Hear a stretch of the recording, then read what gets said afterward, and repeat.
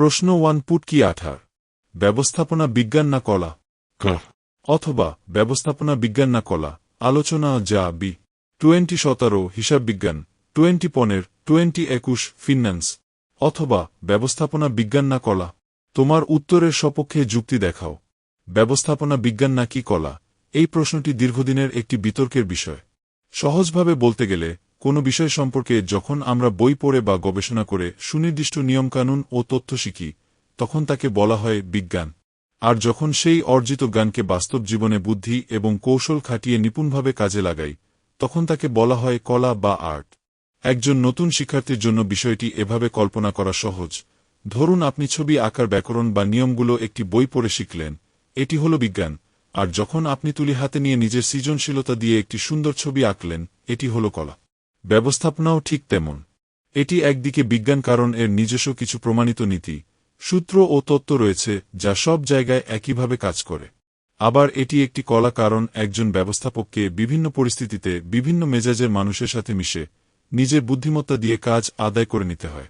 তাই আধুনিক যুগে ব্যবস্থাপনাকে কেবল বিজ্ঞান বা কেবল কলা বলা ঠিক হবে না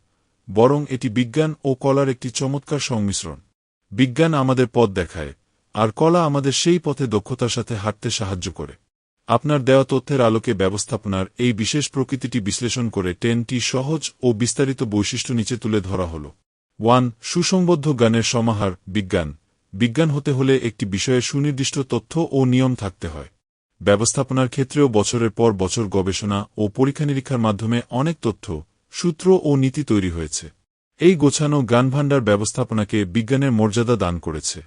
2 পরীক্ষিত সত্যের ওপর ভিত্তি বিজ্ঞানের নিয়মগুলো যেমন ল্যাবরেটরিতে পরীক্ষার মাধ্যমে প্রমাণিত হয় ব্যবস্থাপনার নীতিগুলোও তেমনি বিভিন্ন প্রতিষ্ঠানে বারবার প্রয়োগ করে দেখা হয়েছে যে সেগুলো কাজ করে কিনা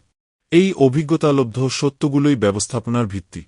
3 সর্বজনীন প্রয়োগযোগ্যতা বিজ্ঞানের সূত্র যেমন পৃথিবীর সব জায়গায় একই রকম কাজ করে ব্যবস্থাপনার মৌলিক নিয়মগুলো যেমন পরিকল্পনা বা নিয়ন্ত্রণ ছোট বড় সব ধরনের প্রতিষ্ঠানে সমানভাবে কার্যকর এই বৈশিষ্ট্যের কারণে ব্যবস্থাপনাকে বিজ্ঞানের কাছাকাছি মনে করা হয় 4 সামাজিক বিজ্ঞান হিসেবে স্বীকৃতি ব্যবস্থাপনা কিন্তু পদার্থবিদ্যা বা রসায়নের মতো নিখুঁত বা প্রকৃত বিজ্ঞান নয় এটি যেহেতু মানুষের আচরণ এবং সমাজ নিয়ে কাজ করে তাই পরিস্থিতির ওপর ভিত্তি করে এর ফলাফল কিছুটা ভিন্ন হতে পারে এ কারণেই একে বলা হয় সামাজিক বিজ্ঞান 5 ব্যবহারিক দক্ষতা ও প্রায়োগিক ক্ষমতা কলা কেবল পুঁথিগত জ্ঞান থাকলেই ভালো ব্যবস্থাপক হওয়া যায় না সেই জ্ঞানকে বাস্তবে রূপ দেওয়ার জন্য যে বিশেষ দক্ষতা বা পারদর্শিতার প্রয়োজন হয় তাকেই বলা হয় কলা এটি মূলত কাজ করার একটি শৈল্পিক পদ্ধতি ব্যক্তিগত সৃজনশীলতা ও উদ্ভাবন কলার একটি বড় দিক হল নিজের সৃজনশীলতা একজন সফল ব্যবস্থাপক পরিস্থিতির প্রয়োজনে নিজের উদ্ভাবনী শক্তি খাটিয়ে নতুন নতুন সমস্যার সমাধান করেন মানুষের মন বুঝে তাদের থেকে কাজ আদায় করে নেওয়ার এই সামর্থ্যই হল ব্যবস্থাপনা কলা 7 অর্জিত জ্ঞানের সার্থক প্রয়োগ বিজ্ঞান আমাদের শেখায় কেন কোনো কাজ করতে হবে আর কলা আমাদের শেখায় কিভাবে সেই কাজটি নিপুণভাবে শেষ করতে হবে অর্জিত তাত্ত্বিক জ্ঞানকে যখন কর্মক্ষেত্রে সফলভাবে খাটানো হয় তখন ব্যবস্থাপনার শৈল্পিক রূপটি ফুটে ওঠে 8 অভিজ্ঞতা ও অনুশীলনের গুরুত্ব ছবি আঁকা বা গান গাওয়ার মতো ব্যবস্থাপনাও নিয়মিত অনুশীলনের মাধ্যমে উন্নত হয়